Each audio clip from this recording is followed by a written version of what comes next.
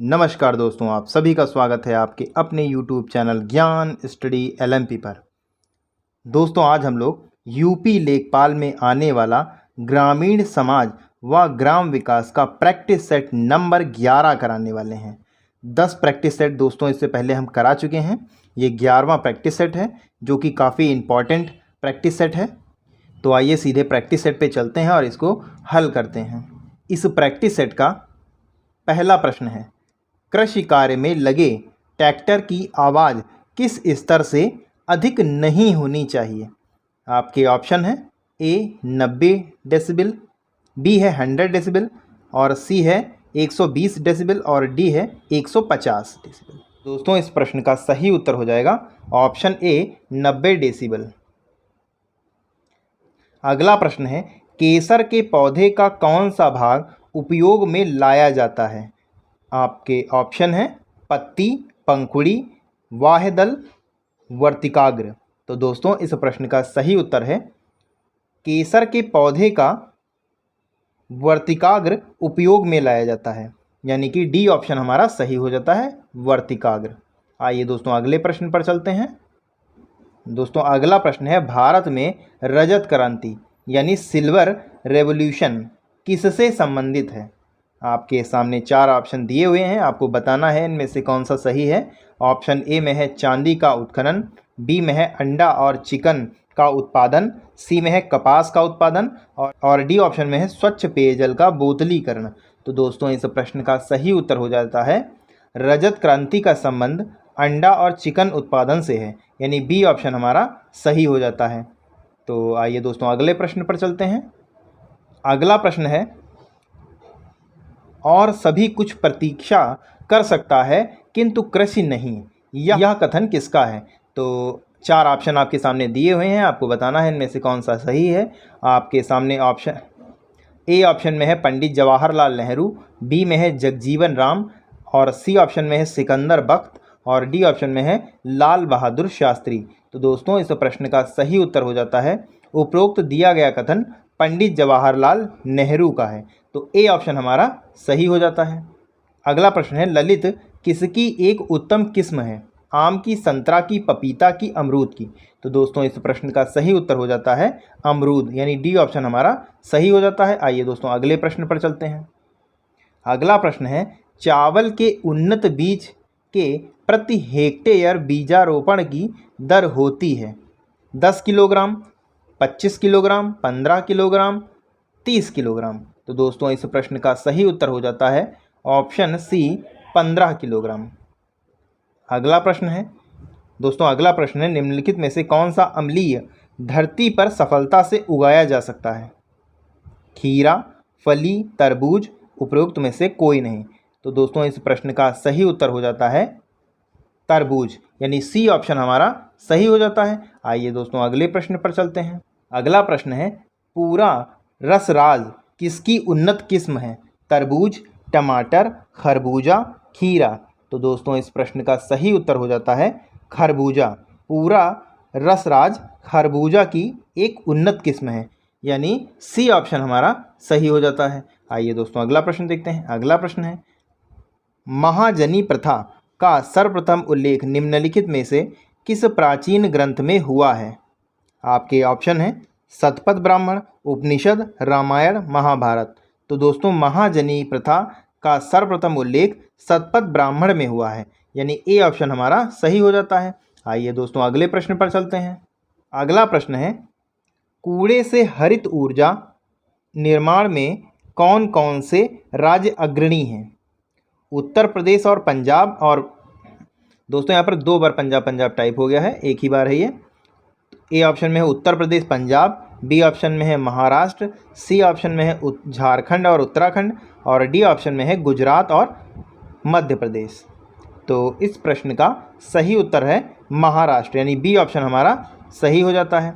अगला प्रश्न है, केवल कितने प्रतिशत ग्रामीण परिवार की रसोइयों में मिट्टी के तेल से खाना बनाया जाता है। 1%, 7%, 4%, 13%। तो दोस्तों, इस प्रश्न का सही उत्तर हो जाता है ऑप्शन ए 1%। आइए दोस्तों अगले प्रश्न पर चलते हैं। अगला प्रश्न है, वैज्ञानिक अनुमान से इस ग्रह पर कितने वृक्ष हैं? 4 दोस्तों आपके सामने ऑप्शन दिए हुए हैं, आपको बताना है इनमें से कौन सा उत्तर सही है। तो दोस्तों वैज्ञानिक अनुमान से 3 ट्रिलियन वृक्ष इस ग्रह पर हैं, यानी बी ऑप्शन हमारा सही हो जाता है।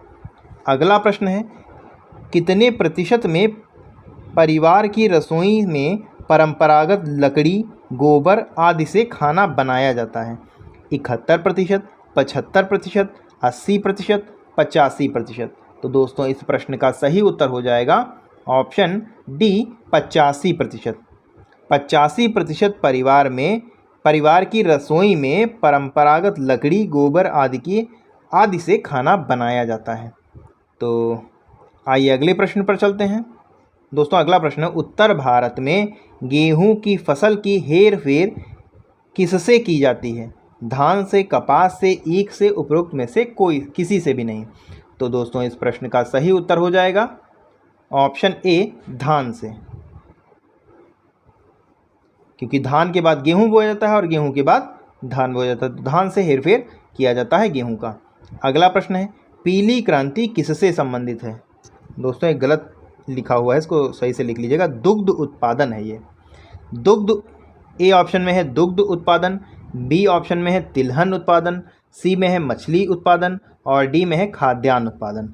तो दोस्तों इस प्रश्न का सही उत्तर हो जाएगा ऑप्शन बी तिलहन उत्पादन। पीली क्रांति तिलहन उत्पादन से संबंधित है। आइए दोस्तों अगले प्रश्न पर चलते हैं। अगला प्रश्न है, गांव की शासन व्यवस्था का कार्यभार सौंपा गया है? जिला परिषद, पंचायत समिति, नगर परिषद, ग्राम पंचायत। तो दोस्तों इस प्रश्न का सही उत्तर हो जाएगा गांव की शासन व्यवस्था का कार्यभार ग्राम पंचायत को सौंपा गया है, यानी डी ऑप्शन हमारा सही हो जाएगा।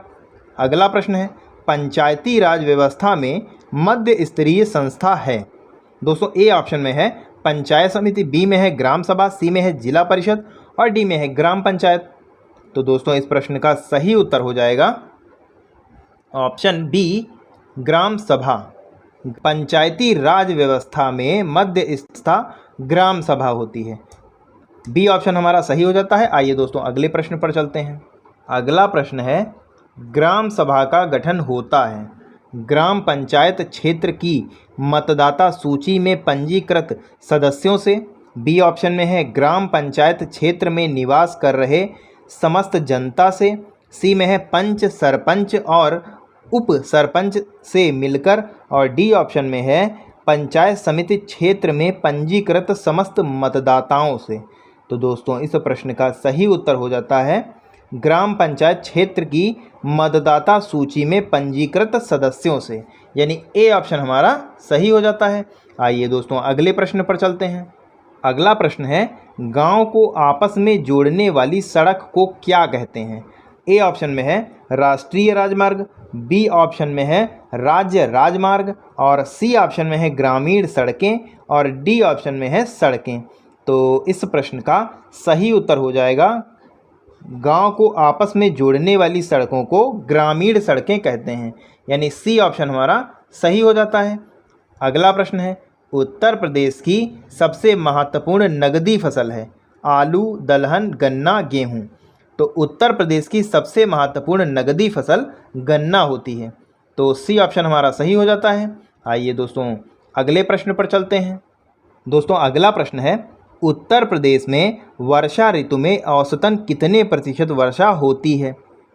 65 से 70%, 75 से 80%, 90 से 95%, 70 से 75%। तो दोस्तों इस प्रश्न का सही उत्तर हो जाएगा उत्तर प्रदेश में वर्षा ऋतु में औसतन 75 से 80% वर्षा होती है, यानी बी ऑप्शन हमारा सही हो जाता है। आइए अगला प्रश्न है, उत्तर प्रदेश पंचायती राज संशोधन अधिनियम कब पारित किया गया? आपके ऑप्शन हैं 1992 में, 1994 में, 1995 में, 1996 में। तो दोस्तों इस प्रश्न का सही उत्तर हो जाएगा ऑप्शन बी 1994 में। 1994 में उत्तर प्रदेश पंचायती राज संशोधन अधिनियम पारित किया गया। आइए दोस्तों अगले प्रश्न पर चलते हैं।